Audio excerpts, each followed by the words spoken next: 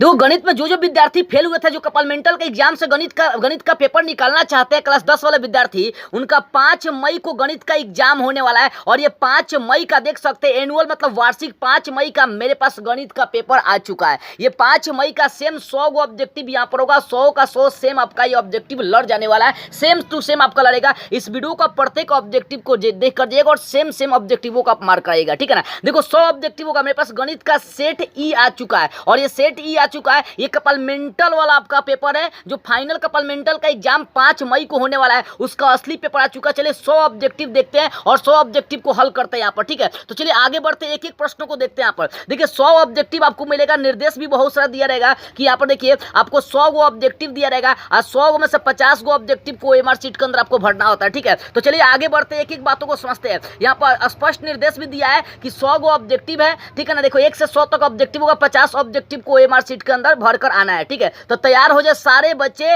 वो बच्चे जो अभी कपालमेंटल का एग्जाम देकर निकालने वाले गणित का 5 मई को जिनका एग्जाम होने वाला है। एक एक प्रश्नों को देखिए, प्रश्न क्या है उनका। पहला प्रश्न बोल रहा है, देखो पहला प्रश्न क्या है कि 5 के प्रथम 7 गुंजों का माध्य क्या होगा। तो इसका आंसर होगा, बस प्रश्नों को याद कर लीजिए, दिमाग में आंसर बैठा लीजिए, सेम आएगा क्वेश्चन, सेम मार देना है। देखो 5 के प्रथम 7 गुंजों का माध्य आपका 20 होगा, इसका मतलब आंसर आपका इसका हो जाएगा बी। और सबसे महत्वपूर्ण बात आप लोग बता दूं कि जो स्क्रीन पर व्हाट्सएप नंबर दिया गया है, आप चाहे तो यहां से अपना कपालमेंटल के प्रत्येक विषय का पीडीएफ नोट्स ले सकते हैं, जो 100% सेम टू सेम आपके लड़ जाएंगे। तो उस नंबर से आप लोग जरूर संपर्क करें, ठीक है। दूसरा प्रश्न लोग देखते हैं यहाँ पर, जैसा बोल रहा है कि देखो 20, 13, 18 जो दिया गया यहाँ पर अंक, उसका माध्यिका पूछा, तो अंक को दिमाग में बैठा लीजिए। और इसकी माध्यिका, तो इसकी माध्यिका 100% आपका 16 होगा, ठीक है ना। माध्यिका इसका निकालेंगे 16। प्रश्नों को दिमाग में बैठा लीजिए, सेम टू सेम आपका प्रश्न आने वाला है। आगे प्रश्न बोल रहा है कि इतना का बहुलक क्या होता है। बहुलक जो सबसे अधिक बड़ा रहता है, तो इसका आंसर होगा 25, ठीक है ना। बी हो जाएगा करेक्ट आंसर। प्रश्नों को दिमाग में बैठा लीजिए, क्योंकि हल करूंगा तो वीडियो जो है ना आपका लगभग 2 घंटा का हो जाएगा, ठीक है ना। तो प्रश्नों को मस्तिष्क में बैठे। एक ब्रह्मवर्ता बंटन, देखो एक ब्रह्मवर्ता बंटन की माध्यिका आपको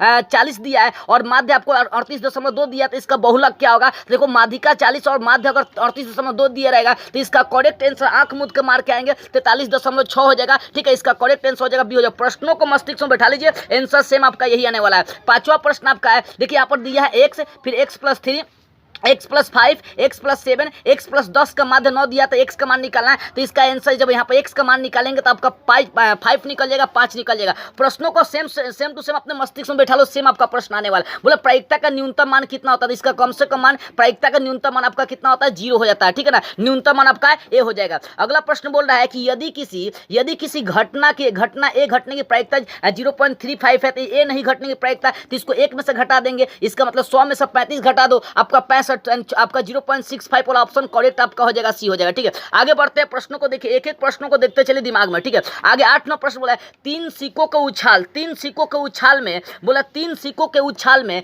संभव परिणामों की संख्या कितना, तो 3 हो जाएगा। यानी 3 सिक्कों के उछाल में संभव परिणाम कितना होगा, तो 6 हो जाएगा। इसका करेक्ट आंसर मार्क आएगा आप डी, ठीक है। अगला प्रश्न देखिए, बोला निम्नलिखित में कौन सी घटना की प्रायिकता नहीं हो सकती है, ठीक है ना। तो घटना की प्रायिकता, एक से अधिक घटना की प्रायिकता नहीं होता, आपका करेक्ट आंसर हो जाएगा बी, ठीक है। आगे प्रश्नों को 10 में बढ़ते हैं। 10 में बोला है कि एक पासे की फेंक में 5 या 5 से कम अंक आने की प्रायिकता, तो पासा में 6 होता है, अब 5 या 5 से कम, तो 5/6 निकलेगा, करेक्ट इसका आंसर हो जाएगा सी। अगला प्रश्न देखते हैं, जैसा 11 बोला समानांतर श्रेणी दिया है, इसका 35वां पद निकालना है, ठीक है। क्या बोला है, इसका 35वां पद आपको निकाल, बोले कि इसका 35वां पद आपको निकाल देना है, ठीक है ना। इसका 35वां पद निकालेगा, कैसे 35वां पद निकालना है, तो इसका मतलब a प्लस इसको लिख देंगे 34d, ठीक है। तो a का मान यहाँ पर 20 रख दीजिएगा, आप प्लस 34 गुना d का मान यहाँ पर -4 रख देंगे, ठीक है। d का मान निकालेंगे -4 नहीं -3 रखेंगे, 17 में से 20 गए -3, इसको हल करके देखिएगा तो आपका 72 निकल जाएगा करेक्ट आंसर। इसको हल करके देख लीजिए, जो आएगा आंसर उसको हल कर लीजिएगा। प्रश्नों को दिमाग में बैठा लीजिए, ठीक है ना। बस देखो बोले समानांतर से 3 8 13 18 इतना में 93 में कितने पद हो जाएंगे, ठीक है। बोला कि इसमें कितने पद आपके निकल जाएंगे, तो इसका करेक्ट आंसर हो जाएगा बी, 18 पद निकल जाएंगे। सेम प्रश्नों को मस्तिष्क में बैठाइए, सेम एग्जाम में मार्क करना है। समानांतर से दिया और यहाँ पर 30 पदों का योगफल पूछेगा, 30 पदों का योगफल कितना होगा, इसका भी करेक्ट आंसर हो जाएगा 890, सी मार लीजिएगा। सेम प्रश्नों को बैठाइए, बोला किस चतुर्थांश में आता है ये, ठीक है ना। तो पहले देखो किस चतुर्थांश में, बोला कि माइनस तृतीय चतुर्थांश में हो जाएगा, करेक्ट आंसर हो जाएगा यहाँ पर आपका सी हो जाएगा, ठीक है। प्रश्न को मस्तिष्क में बैठा लीजिए, सेम यही प्रश्न आने वाला। बोला आपको बिंदु दिया है और इनके बीच की दूरी, तो दूरी सूत्र लगा लो यहाँ पर, ठीक है ना। 0 में से इसको घटा के स्क्वायर, फिर इसको में से इसको घटा दो और घटाने पर यहाँ पर आंसर निकालो, तो 15 का जो करेक्ट आंसर निकल जाएगा आपका बी, 5 निकल के आ जाएगा आंसर, ठीक है। 16 नंबर प्रश्न जो दिया बोल रहा है कि आपको बोला है कि बिंदु 20 है, बोला किसी बिंदु 20 से एक्स अक्ष पर डालेगा लंब आपका 10 और वाई अक्ष पर डालेगा लंब की लंबाई 5 हो, तो बिंदु बी का नियामक पूछ रहा है आपका क्या हो जाएगा। चलो बिंदु बी का जो नियामक हो जाएगा करेक्ट है, हम मान लेंगे सी 10 10 आपका निकलेगा। ठीक है, प्रश्नों को मस्तिष्क में बैठा लिए। यहाँ पर बोला 20 की दूरी निकालने के लिए, क्या बोला है 20 की दूरी निकालने के इसका करेक्ट आंसर निकालेंगे तो डी आ जाएगा, मतलब 6 हो जाएगा। ठीक है, इसको हल करिएगा, मतलब बता रहा हूँ आंसर को मस्तिष्क में बैठे सेम आपका प्रश्न आ जाएगा एग्जाम में। ठीक है, तो यहाँ पर देखो 18 नंबर प्रश्न देखते हैं जैसा। 18 में बोले कि वाई अक्ष पर वह बिंदु निकाला जो इतना इतना से समदूरस्थ है, तो 18 का करेक्ट आंसर हो जाएगा बी -2 से आपका 0 निकलेगा। ठीक है, आगे 19 नंबर प्रश्न देखते हैं। 19 बोले त्रिभुज बोले कि एबीसीडी एक आयत है जिसका शीर्ष आपको दिया हुआ है, तो आयत का विकर्ण यहाँ पर निकाल देना। 19 नंबर देखो 19 का करेक्ट आंसर हो जाएगा बी, आयत का विकर्ण निकालोगे यहाँ पर 10 निकलेगा। ठीक है, प्रश्नों को मस्तिष्क में बिठा लीजिए। जो 20 नंबर प्रश्न दिया देखो बिंदु आपको दिया है, अब बोला त्रिभुज के नियामक है तो त्रिभुज का परिमिति आपको निकालना, परिमिति क्या हो जाएगा। देखो 20 का जो करेक्ट आंसर निकलेगा आपका डी निकल जाएगा, त्रिभुज का परिमिति निकालेंगे यहाँ पर 15 निकलेगा। आगे 21 नंबर प्रश्न ये क्या बोल रहा है, 21 नंबर प्रश्न बोला है कि आपको देखो 2 समीकरण दिया है और इसको हल करके बताना है कि इसका कौन कौन सा हल हो जाएगा। चलो 21 नंबर प्रश्न बताते हैं। 21 नंबर प्रश्न का आंसर हो जाएगा डी, एक्स का मान 3 और वाई का मान 1 निकलेगा, इसको हल करेंगे तो। 22 नंबर प्रश्न बोला रैखिक समीकरण बोला है कि बताना कि ये क्या है, विरोधी है, क्यों विरोधी है कि क्या है ये बताना। चलो आपका 22 का जो करेक्ट आंसर निकलेगा आपका सी आश्रित आपका हल हो जाएगा इसका। ठीक है, आगे 23 नंबर प्रश्न देखिए आपको दिया है 2 समीकरण दिया है, अब बोला कि आलेख किस प्रकार से होगा ये बताना है। तो क्या 2/3 और 3/-2 करते हैं, इसका मतलब कि इसका जो इसका हल होगा वो प्रतिच्छेदी हो जाएगा। ठीक है ना, तो 23 का करेक्ट आंसर हो जाएगा आपका सी। ठीक है, आगे बढ़ते जैसे 24 नंबर प्रश्न देखते हैं। 100 ऑब्जेक्टिव है, सेम आपका प्रश्न आने वाला है। समीकरण दिया है और इसका हल पूछ रहा है कि आखिर इसका हल क्या होगा। तो देखो यहाँ पर 2/4 करें तो 1/2, यहाँ 2 और यहाँ 5, इसका मतलब इसका कोई हल नहीं होगा। ठीक है, क्योंकि 2 मान सेम आ रहा है, तीसरा का मान इसका कोई हल नहीं, इसका मतलब ऑप्शन बी मार लेंगे करेक्ट आंसर। ठीक है, आगे प्रश्न देखिए आपका यहाँ पर डी नंबर 25 नंबर दिया, एक सरल रेखा आपको दिया है और बोला तो पी का मान यहाँ पर देखो प्रश्न को देख लीजिए, सेम प्रश्न को मार करेगा 25 का जो करेक्ट आंसर आपका निकलेगा 25। हाँ देखिए 25 का जो करेक्ट आंसर आपका निकलने 25 का जो करेक्ट आंसर निकलेगा आपका सी। ठीक है ना, पी का मान निकालोगे तो यहाँ पर 18 निकल कर चला आएगा। आगे 26 नंबर प्रश्न देखते हैं हम लोग। 26 नंबर प्रश्न बढ़िए आगे देखो। 26 नंबर प्रश्न बोला है कि निम्नांकित में कौन समानांतर श्रेणी नहीं है, तो जिसका साबंतर समान नहीं होगा वही समानांतर श्रेणी नहीं होगा। चलो 26 का जो करेक्ट आंसर निकलेगा आपका ए निकल जाएगा। ठीक है, ये समानांतर श्रेणी नहीं होगा। अगर 27 नंबर प्रश्न आपको दिया बोला है कि इसमें x का मान क्या होगा। देखो यहाँ पर 2 को दिया, 3 को दिया, देखो 2x - 1 फिर 7 3x, तो बोले समानांतर श्रेणी में तो x का मान निकालना। चलो 27 का करेक्ट आंसर आपका ये हो जाएगा 3 निकल जाएगा। 28 नंबर प्रश्न देखते हैं।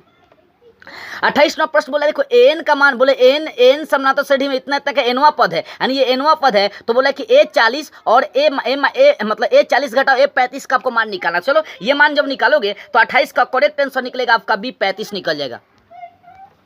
29 नंबर प्रश्न देखते हैं। 29 नंबर प्रश्न को समानांतर श्रेणी में 7वां पद दिया है 4 और सार्वंतर -4 दिया, तो इसका प्रथम पद क्या हो जाएगा। तो 29 को जब हल करो तो इसका करेक्ट आंसर निकलेगा आपका बी हो जाएगा। ठीक है, आगे प्रश्न 30 नंबर देखते हैं। 30 नंबर प्रश्न बोल रहा है कि यदि समानांतर श्रेणी में n पदों का योगफल इतना तो समानांतर श्रेणी का सारवंत्र पूछ रहा है, तो 30 का करेक्ट आंसर आपका हो जाएगा सी हो जाएगा। ठीक है ना, इसका क्या मानेंगे सी 8 निकल जाएगा। ठीक, आगे 31 नंबर प्रश्न देखिए। 31 नंबर बोल रहा है कि इतना इतना देखो साइन और कॉट का व्युत्क्रम पूछ रहा है, तो कॉट यहाँ पर कॉस निकल जाएगा, करेक्ट हो जाएगा आपका भी। ठीक है, आगे 32 नंबर प्रश्न देखिए जरा सा, प्रश्नों को देखते चले, एकदम आसान प्रश्न आपका आने वाला है। देखो बोला कि कॉट 12 और कॉट 38 कॉट 52 इससे जब इस टाइप का जब प्रश्न देगा ना आपको तो ध्यान दीजिएगा, इसका जो मान निकलेगा करेक्ट मान समझिएगा ध्यान से, कॉट 60 का केवल मान समझिए आपको निकालना है। ठीक है, तो इसका मतलब 32 नंबर है, तो 32 का जो करेक्ट आंसर आपका 32 का जो करेक्ट आंसर आपका निकलेगा वो समझिएगा ध्यान से आप लोग। 32 का करेक्ट आपका निकलेगा आंसर ए। ठीक है ना, 32 का क्या निकल जाएगा आपका करेक्ट आंसर निकल जाएगा ए। ठीक है, अब देखिए आगे बढ़ते हैं प्रश्नों को। 33 नंबर देखते हैं। बोला 33 नंबर प्रश्न की कॉस 90 घटाओ थीटा और फिर कॉसेक 90 घटाओ थीटा, तो ये आपका निकलेगा सेक में और ये साइन में निकलेगा। ध्यान दीजिएगा, कॉसेक को जब घटाएंगे तो सेक में बदल जाएगा और कॉस को जब घटाएंगे तो साइन में निकलेगा। तो ध्यान दो, कॉस बोले यहाँ पर देखो ये सेक में और ये साइन में, इसका मतलब tan के रूप में कन्वर्ट हो जाएगा, करेक्ट इसका आंसर हो जाएगा बी। आगे 34 नंबर प्रश्न हम लोग देखते हैं जैसा। 34 नंबर प्रश्न क्या है। 34 नंबर प्रश्न देखी जाए अब क्या है। 34 नंबर प्रश्न बोल रहा है कि यहाँ पर देखिएगा, बोला कि यदि साइन थीटा का मान इस रूप में दिया तो सेक थीटा का मान पूछ रहा है क्या होगा। तो 34 का करेक्ट आंसर हो जाएगा आपका, इसको हल करिएगा। तो ठीक है, प्रश्नों को मस्तिष्क में बैठा लीजिए, कुछ नहीं करना, प्रश्न को दिमाग में बैठा कर चलना है बस, इससे ज्यादा नहीं। 35 नंबर प्रश्न देखते जरा सा। 35 नंबर बोल रहा है कि टी टेन 310 स्क्वायर 60 डिग्री का मान पूछ रहा है, तो 35 का करेक्ट आंसर निकलेगा सी 9 निकल जाएगा। ठीक है, आगे बोल रहा है कि आपको एबीसी त्रिभुज इतना इतना दिया, तो इसका मान किस रूप में होगा, तो कॉसेक इसमें आपका सेक में कन्वर्ट होता है, सेक c/2 आपका ऑप्शन निकल जाएगा, यहाँ पर ये निकल जाएगा बी निकल जाएगा। ठीक है, आगे प्रश्न नंबर 37 देखिए, बोल रहा है कि यदि किसी वृत्त की त्रिज्या के गुनी हो जाए तो पुराने एवं नए वृत्तों के क्षेत्रफलों का अनुपात क्या निकलेगा। चलिए 37 का करेक्ट आंसर आपका बी निकलेगा, 2 अनुपात के का क्यू निकलेगा। ठीक है, आगे प्रश्नों को देखते हैं। 38वां प्रश्न के बोल रहा है कि के त्रिज्या वाले अर्धवृत्त की कुल परिमिति क्या होगी। देखो के त्रिज्या वाले अर्धवृत्त की कुल परिमिति आपका हो जाएगा पाई प्लस 2 के निकल जाएगा, करेक्ट आंसर हो जाएगा सी।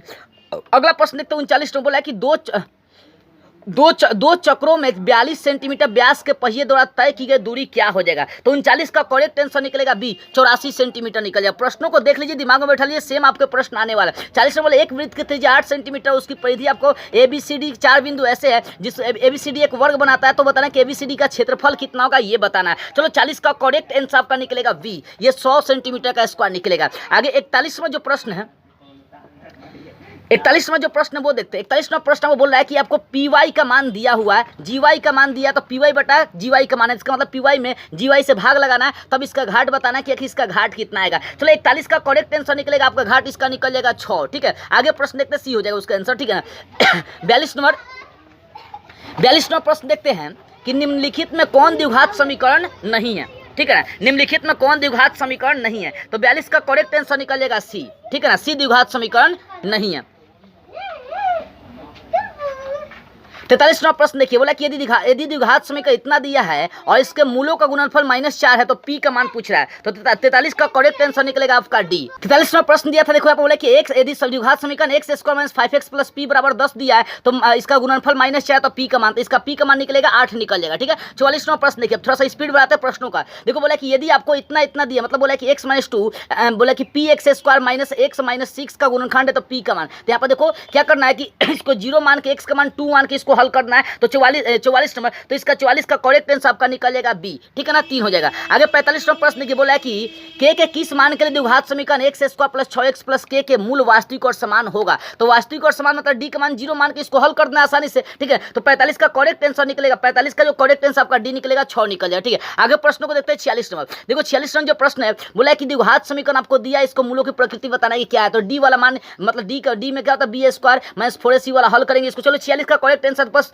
प्रश्नों को दिमाग बैठो, देखो इसका करेक्ट आंसर जो ना वास्तविक और समान हो जाएगा। ठीक है, आगे 47वां प्रश्न क्या बोल रहा है कि यदि द्विघात समीकरण आपको दिया, इसका मूल -6, तो इसका दूसरा मूल क्या हो जाएगा ये बताना है, तो 47 का करेक्ट आंसर निकल जाएगा आपका सी निकल जाएगा। ठीक है, 6 मानेंगे। आगे 48वां प्रश्न की जरा सा, 48वां प्रश्न आपको बोले यदि द्विघात समीकरण आपको दिया है, इसका मूल अल्फा बीटा है, तो α² + β² का मान क्या होगा, तो इस प्रकार का जो प्रश्न देगा उसका 48 का करेक्ट आंसर मान लीजिएगा सी, 74 इसका निकल जाएगा आंसर। ठीक है, आगे 49वां प्रश्न देखिए, बोला है कि आपको दिया x² + bx + c, इसका मूल है, तो x का मान क्या हो जाएगा, तो इसका फॉर्मूला होता है -b + √d, तो d का b² - 4ac/2 है, आपका इसका करेक्ट आंसर हो जाएगा -b+, आपका करेक्ट आंसर हो जाएगा आपका ए हो जाएगा। ठीक है, आगे प्रश्न नंबर 50 देखो, 50 बोला है कि x का मान दिया और समीकरण आपको 2 को दिया है, उभयनिष्ठ है, तो q - p का मान आपको बता देना। ठीक है, q - p का मान कितना निकल जाएगा, तो 50 का करेक्ट आंसर हो जाएगा b - 3 निकल जाएगा। ठीक है, प्रश्नों को मस्तिष्क में बैठा लीजिए, बस सेम मार्क आना है। 51वां प्रश्न के बोला है कि ये कौन सी संख्या था, ये अपरिमेय संख्या, करेक्ट मार लेंगे v।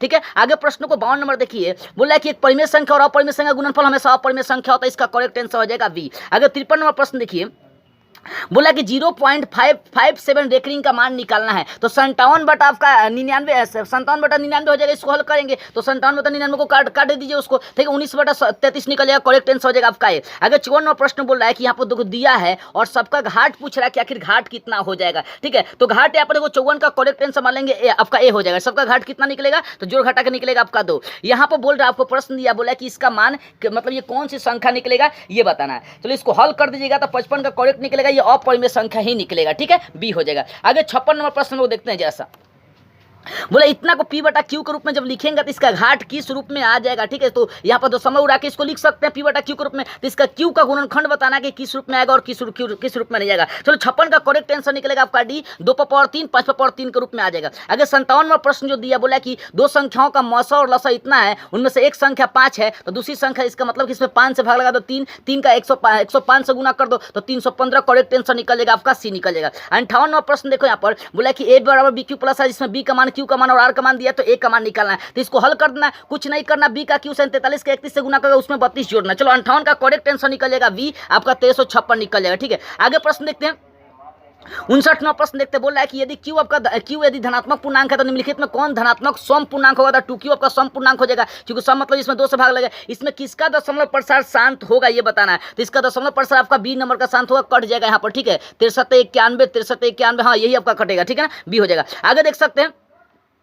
आगे 61वां प्रश्न देखिए, बोल रहा है आपका 61वां प्रश्न बोला है कि बिंदु दिया है और इनको मिलाने वाला रेखाखंड का मध्य बिंदु, इसको घटा दो, ठीक है, -4। और यहाँ पर देखेंगे तो आपका निकल जाएगा 4 2 निकलेगा, -4 2 आपका ऑप्शन करेक्ट हो जाएगा बी। आगे 62वां प्रश्न देखिए, बोल रहा है कि बिंदु आपको 3 को दिया और बताना संरेख है, तो यहाँ पर ए बराबर बी कौन सा कंडीशन आपका सत्य होगा और कौन कंडीशन सत्य नहीं होगा। यहाँ पर कंडीशन आपका ए बराबर बी वाला सत्य हो जाएगा, ठीक है। आगे 63 नंबर जैसा प्रश्न देखते हैं हम लोग। 63 नंबर आखिर प्रश्न क्या है, ठीक है। 63 नंबर बोला है कि यदि त्रिभुज, बोला है 63वां प्रश्न आपका कि यदि त्रिभुज के दो शीर्ष आपको दिया है और केंद्र कितना है, तो तीसरा शीर्ष क्या निकलेगा। तो इसका हल करेंगे तो 63 का जो करेक्ट आंसर निकलेगा आपका बी 1,3 निकल जाएगा। आगे 64वां प्रश्न देखिए जरा सा।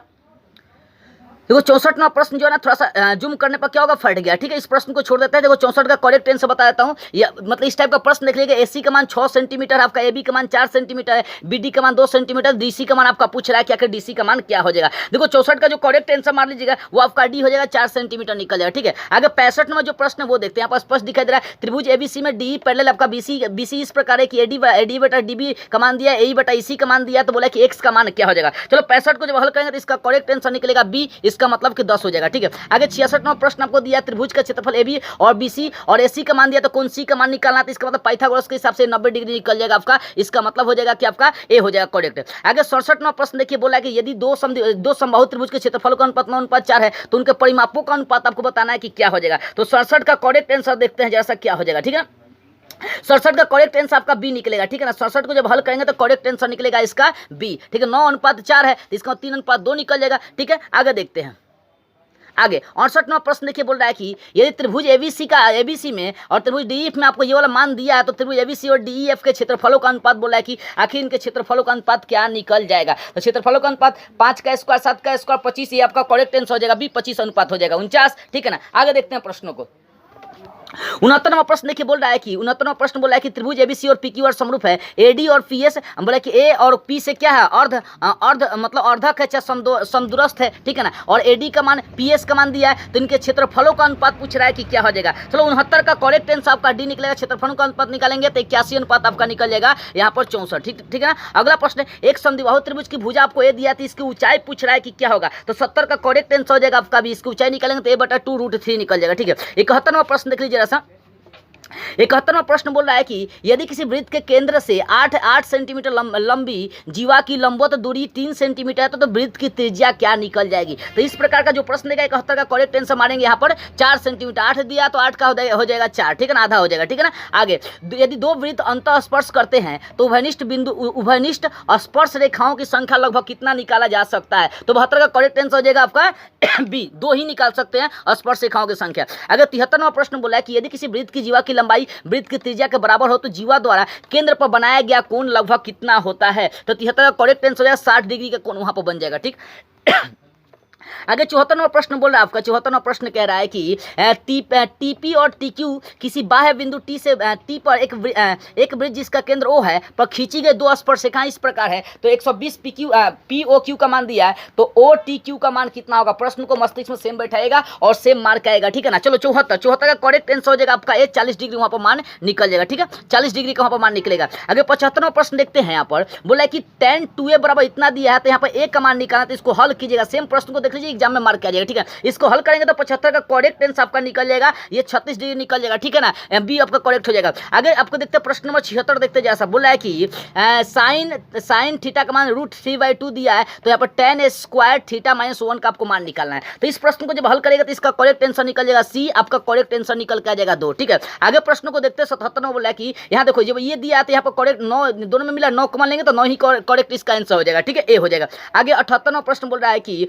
साइन बराबर ए बटा बी का मान दिया तो कॉस का मान निकाल देना है। चलो 78 का जो करेक्ट आंसर हो जाएगा आपका ए हो जाएगा। ठीक है ना, ए मार लीजिएगा। सेम प्रश्न को देख लीजिए। आगे 69वां प्रश्न देखते जरा सा।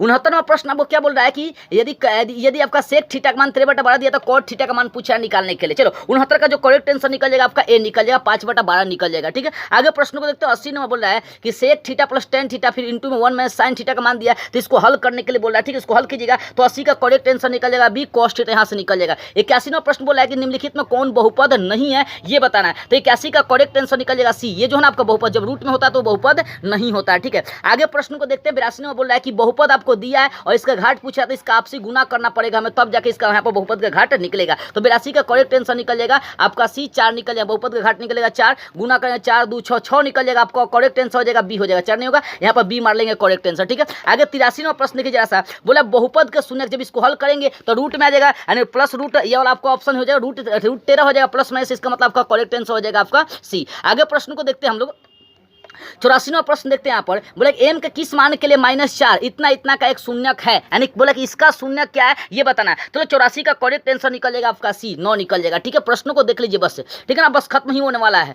ठीक है ना, आगे बोला यदि बहुपद आपको px बराबर दिया है और इसका शून्यक 1 है तो बोला कि इसका मान क्या होगा, तो इसका मतलब px को 0 मानना और x के जगह पर 1 भरना और यहाँ से a का मान निकाल लेंगे। 85 का करेक्ट आंसर निकलेगा आपका बी निकलेगा, यानी 1 ही निकलेगा a का मान। ठीक है, आगे प्रश्न को देखते हैं 86 नंबर बोल रहा है कि शून्यक बोले निम्नलिखित द्विघात समीकरणों को शून्यक इतना है तो द्विघात बहुपद बताना है। ठीक है, तो आपको जब शून्यक 3/5 और एक और शून्यक आपको -1/2 दिया है तो इसका निकालेंगे तो यहाँ पर द्विघात जो बहुपद निकलेगा 86 का जो करेक्ट आंसर हो जाएगा आपका बी हो जाएगा, ये वाला निकल जाएगा। ठीक है ना, आगे देखते हैं 87वां प्रश्न देखते हैं। बोले कि यदि बहुपद px बराबर अल्फा बीटा और दिया है 4/3 इतना दिया है तो इसका मान पूछ रहा है कि आखिर मान क्या होगा। 87 का जो करेक्ट आंसर निकल जाएगा डी, इसका मान निकालेंगे तो 1 निकल जाएगा। ठीक है ना, प्रश्नों को थोड़ा सा इसको हल करना पड़ेगा। ठीक है, लेकिन मैं आंसर बता रहा हूँ करेक्ट सेम पेपर में आएगा, जाके एग्जाम में क्या करना है आपको मार्क करा जाना है। यदि बहुपद px बराबर तो px का एक शून्यक 5 है तो इसका गुणनखंड तो +5 ही लेंगे, माइनस x - 5 आपका करेक्ट आंसर हो जाएगा आपका यहाँ पर ए हो जाएगा। आगे 89वां प्रश्न देखिए, बोला कि यदि px का मान आपको दिया है qx का मान दिया तो यहाँ से भाग देंगे तो इसका भागफल का घाट कितना आएगा, तो भाग देंगे तो 2x, भागफल का घाट आपका 2 निकल जाएगा। ठीक है, यहाँ पर करेक्ट निकल जाएगा बी। यदि अगला प्रश्न देखते हैं 90 नंबर, यदि बहुपद आपको दिया अल्फा शून्यक अल्फा बीटा है, ठीक है, तो ये बोला कि alpha square plus beta square plus 2 alpha beta का मान निकलता है अल्फा प्लस बीटा यानी -b/a यानी -5 25 आपका निकलेगा, करेक्ट आंसर निकल जाएगा आपका 25। ठीक है ना, 91 नंबर प्रश्न देखते हैं जरा सा। 91 नंबर प्रश्न बोला कि यदि किसी घनाभ के तीन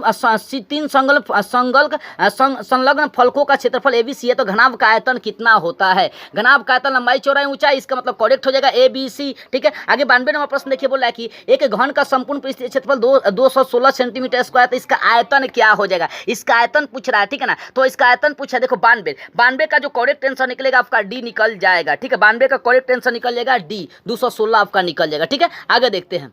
आगे प्रश्न नंबर 93 देखते हैं, बोल रहा है कि दो घनों के आयतनों का अनुपात इतना है तो इनके संपूर्ण पृष्ठीय क्षेत्रफलों का अनुपात आपको बता देना है। 93 का करेक्ट आंसर निकलेगा भी 1:16 आपका निकल जाएगा। ठीक है, आगे प्रश्न नंबर 94 देखते हैं।